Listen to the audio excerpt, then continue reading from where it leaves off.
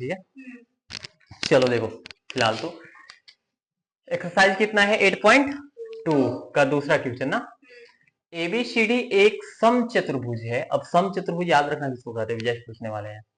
जिसमें P Q R और S क्रमशः, देखो पी क्यू आर एस क्रमशः कुछ भुजा का नाम दिया हुआ है, जैसे कि ए से लेके बी, ये भुजा के बीच में ये है पी, बी से सी भुजा के बीच में कौन सा है क्यू, सी से डी भुजा के बीच में कौन सा है आर, और डी से ए भुजा के बीच में कौन है, कोई दिक्कत नहीं। हाँ, जहां दिक्कत हुआ तुरंत पूछना चाहिए। के मध्य बिंदु है। मध्य बिंदु कहने का मतलब इस बीच में सबका है कि नहीं, ये दोनों भुजा के बीच में नहीं, ये बेचारा है फंसा हुआ। अब आपको सिर्फ एक चीज बताना है कि चतुर्भुज बनाना है। चतुर्भुज जो है पी क्यू आर एस को आयत सिद्ध करना। आपको दिया क्या है, समचतुर्भुज, सिद्ध क्या करना है, आयत। क्लियर है। अब आप बता दो कि समचतुर्भुज किसको कहेंगे, बताओ, आप बताओ।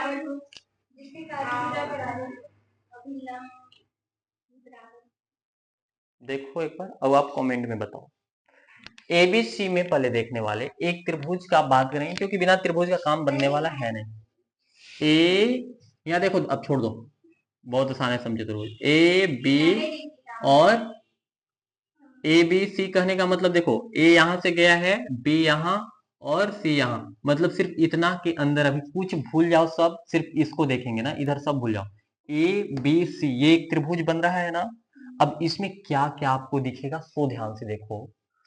हम बोलेंगे कि एबीसी एक त्रिभुज में पी और क्यू एक मध्य बिंदु है। ध्यान से देखो, कल जैसा जो करवा रहे थे उदाहरण में, ध्यान से देखना। पी और क्यू एक मध्य बिंदु है ना।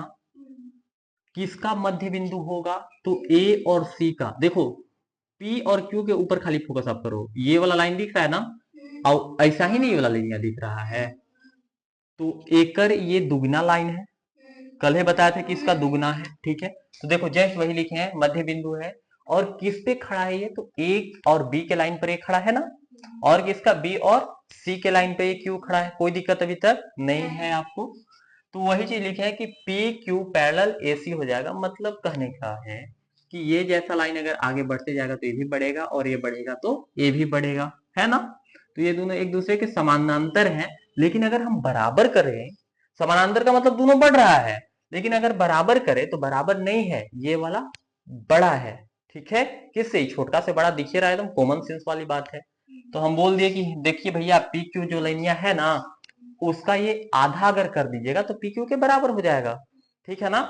मतलब हम ए सी लाइन को पी क्यू के बराबर करने के लिए हमको क्या करना पड़ेगा, ए सी को आधा करना पड़ेगा। अब आधा के लिए एक नियम होता है मध्य बिंदु परिमेय, जो आपको बताए हैं। तो इसको समीकरण 1 मान लिए, कोई दिक्कत नहीं। एक त्रिभुज और लेंगे ए सी डी का। देखो ए सी डी का, अभी नीचे वाला में बात कर रहे थे, अब जस्ट देखो ऊपर वाला में, एक लाइन में समझना इसको। इसमें हम लोग फिर से बोलेंगे कि ये जो एस आर है, उससे पहले कुछ कुछ लिखना पड़ता है आपको। आर और एस एक मध्य बिंदु है, आर और एस एक मध्य बिंदु है। ये किसके बीच में उपस्थित है, तो सी और डी के बीच में ये आर आता है, और ए और डी के बीच में ये एस आता है, तो इसी के बीच में ना उपस्थित है, सही है। अब इसमें हम पैरेलल करेंगे, तो देखो एस और आर का जो लाइन है ये प्यारा सा, वो किसके बराबर पैरेलल हो जाएगा, तो ये वाला लाइन हो जाएगा। अगर हमको बराबर करना है तो इसको आधा कर देंगे तो इसके बराबर हो जाएगा ना। तो हम बोले हैं कि एस आर को बराबर करने के लिए हमको 1/2 AC लिखना पड़ेगा। देखो ये पैरेलल हो गया था, आर एस जो छोटा वाला लाइन है उसको बराबर करने के लिए हमको आधा करना पड़ेगा एसी को, जस्ट पिछले वाला जैसा ही। इसको हम लोग समीकरण 2 मान लेंगे। क्लियर है। अब आपको एक चीज करना है बस, देखो ध्यान से। P और Q है ना, P और Q, कहां P और Q है, P और Q वो आर एस के बराबर हो जाएगा। ये समझ में आ रहा है क्यों, जो PQ लाइन है इसमें देखो आर एस है, और ये जो PQ हम लिखे हैं ये थोड़ा सा हमको अब डाउट में डाल दिया।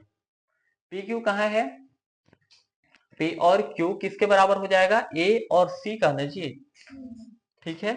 R और S भी किसके बराबर हो जाएगा, A और C। अच्छा देखो कॉमन मिस्टेक हो रहा था ना अभी, हम ये लिखना भूल गए थे, एक ये लाइन और ये लाइन में क्या क्या लेंगे कॉमन, पी क्यू लेंगे और दोनों में आर एस है, सॉरी एसी है ना जी।